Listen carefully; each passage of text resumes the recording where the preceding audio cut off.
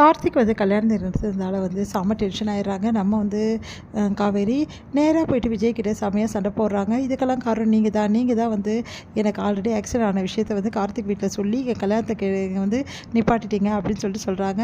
இதெல்லாம் நான் பண்ணேன்னு சொல்லிட்டு விஜய் எவ்வளோ சொல்லி பார்க்குறாரு. ஆனால் வந்து நம்ம காவேரி ரொம்ப மறுக்கிறாங்க. இதனால் விஜய் என்ன பண்ணுறது தெரியாமல் தவிக்கிறாரு. அடுத்து வந்து இதுக்கெல்லாம் காரணம் அத்தை தான் வந்து பேசி வந்து இந்த கல்யாணத்தை நிப்பாட்டினாங்க அப்படின்னு சொல்லிட்டு நிவின் வந்து விஜய் கிட்ட சொல்கிறாரு. அதை கேட்டு விஜய் வந்து போயிட்டு கேட்குறாங்க சாரதா கிட்டே, ஏன் அத்தை இப்படி பண்ணீங்க? இதனால் காவேரி உங்கள் மேலே கோபமாயிடுவா. ஏற்கனவே உங்களுக்கு காவேரிக்கு ஒரு வாட்டி இது மாதிரி பிரச்சனை வந்ததில்லை அப்படின்னு சொன்னோன்னே, பரவாயில்ல மாப்பிள்ள, இதுக்காக நான் என்ன வேணாலும் பண்ண தயாராக இருக்கேன். குழந்தையோட சந்தோஷம், உங்கள் சந்தோஷம் தான் எனக்கு முக்கியம்.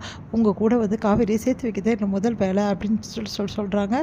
அதை கேட்டு விஜய் வந்து அப்படியே வந்து நெகிழ்ச்சி அடைகிறாரு. அடுத்து வந்து இங்கே நிவீனும் வந்து சாரதாவும் இந்த மாதிரி காவேரி உங்களை வந்து ஏன் ஏற்றுக்க மாட்டேங்கிறா, நீங்கள் யோசிச்சிங்களா பிரதர் அப்படின்னோடனே, அதான் அவள் காரணம் சொல்கிறாளே, எனக்கு ஆல்ரெடி கல்யாணம் ஆகிடுச்சி, நான் வேறு ஒரு பொண்ணை விரும்பினேன், அதனால் அதை ஏற்றுக்க மாட்டேங்கிறேன்னு சொல்லிட்டு, கரெக்டு தான் பிரதர். ஆனால் காவேரிக்கு வந்து ஒரு விஷயம் மட்டும் நல்லா தெரியுது, உங்களை அவளுக்கு பிடிச்சிருக்கு. ஆனால் அவள் ஏற்றுக்க மாட்டேங்கிறா இந்த ஒரு விஷயத்துக்காக. இந்த விஷயத்த அவளுக்கு நீங்கள் பண்ணிங்கன்னா ஏற்றுப்பால, நீங்கள் சொல்கிறது புரியல பிரதர் அப்படின்னோடனே, இங்கே பாருங்கள் காவேரி என்ன நினைக்கிறா, தன்னை வந்து விஜய் விரும்பலை, தன்னை விரும்பாமல் அவரோட ஒய்ஃபை தான் வந்து அவர் விரும்புகிறாருன்னு தான் நினைக்கிறா. நீ காவேரி நீங்கள் வந்து விரும்புகிறத காவேரி கிட்ட எப்படியாவது நீங்கள் தெரியப்படுத்துங்க பிரதர். அப்புறம் அவர் ஆட்டோமேட்டிக்காக வந்து உங்களை விரும்ப ஆரம்பிச்சிட்டாருன்னா கல்யாணம் நடந்துடும்ல அப்படின்னு சொன்னோன்னே, இதுவும் கரெக்டு தான், நிறைய வாட்டி இதுக்காக நான் ட்ரை பண்ணிட்டேன் பிரதர். ஆனால் காவேரி புரிஞ்சுக்க மாதிரி இல்லை. நேரடியாகவும் காவேரி கிட்ட நான் கேட்டுட்டேன், இந்த மாதிரி வந்து உங்களை நான் கல்யாணம் பண்ணிக்க விரும்புகிறேன்னு சொல்லிட்டு.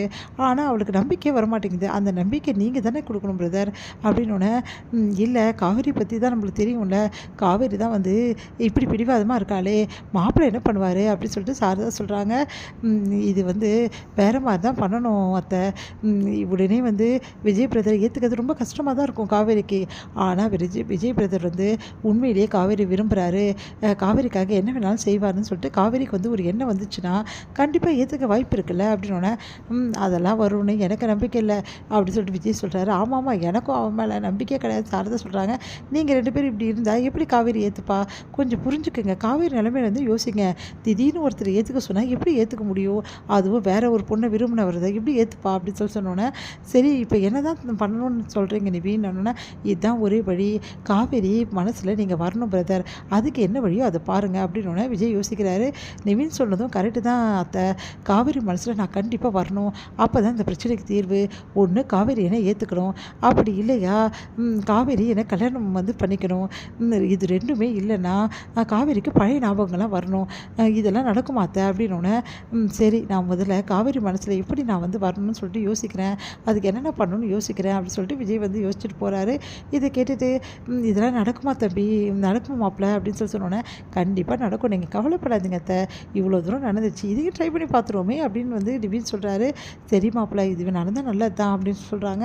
இங்கே வந்து காவேரி வந்து கடத்தருக்கு வந்து போயிட்டே இருக்காங்க. அப்போ கரெக்டாக பின்னாடி விஜய் வராரு. விஜய் வந்தோன்னே, நீங்கள் எதுக்கு இப்போ வரீங்க, எங்கிட்ட என்ன பேசணும் உங்களுக்கு அப்படின்னோடனே, ஒரு நிமிஷம் நில்லுங்க மேம், உங்கள்கிட்ட தான் கொஞ்சம் பேசணும் அப்படின்னோடனே, இப்போ ஸ்கூலே இல்லை, நான் வெளியே போயிட்டுருக்கேன், இப்போ நான் வந்து ஒன்றும் மேம் கிடையாது அப்படின்னோடனே, சரி காவேரி அப்படின்றாரு. எனது காவேரியா, என்னங்க நீங்கள் மரியாதைலாம் பேசுகிறீங்கன்னொன்னே, உங்கள் பேர் காவேரி தானேங்க, இதில் என்னங்க இருக்க மரியாதை, நம்ம ஆல்ரெடி வந்து 2 பேரும் வந்து தெரிஞ்சவங்க தானேன்னொன்னே, நீங்கள் ரொம்ப ஓவராக போகிறீங்க, அது போட்டோம், எதுக்காக குழந்தை எங்கள் வீட்டில் விட்டு வச்சுருக்கீங்க, நீங்கள் தான் ஒரு நாள் கூட அனுப்ப மாட்டேன்னு அனுப்பிச்சிங்களே, இப்போ எதுக்கு இத்தனை நாள் நீங்கள் விட்டு வச்சுருக்கீங்க அப்படின்னோடனே, இங்கே பாருங்கள், எனக்கு விட்டு வைக்கணும் தொடர்ந்து விட்டு வச்சுருக்கேன், அதை பற்றி பேசுறதுக்காக நான் வரல.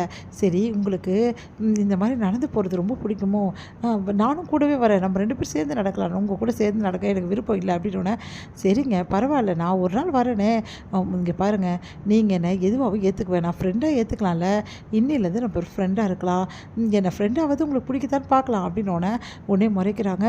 என்னங்க ஃப்ரெண்டாக கூட ஏற்றுக்க மாட்டிங்களா, சரி இப்போ என்ன பண்ணுன்றீங்க, உங்கள் கூட நான் வரணும், ஜஸ்ட் உங்கள் கூட வாக்கபிள் வந்துட்டு உங்களுக்கு வந்து காய்கறிலாம் வாங்கி தரேன் அப்படின்னோடனே, எனக்கு வாங்க தெரியும், என்னங்க நீங்கள் இப்படி கோவப்படுறீங்க, நான் ஃப்ரெண்டாக தானே வந்து வரேன்னு சொல்ல அப்படின்னோடனே அமைதியாக இருக்காங்க. சரி அப்போ வரலாம்ல அப்படின்னோடனே, சரி வாங்க அப்படி சொல்லிட்டு 2 பேர் போகிறாங்க.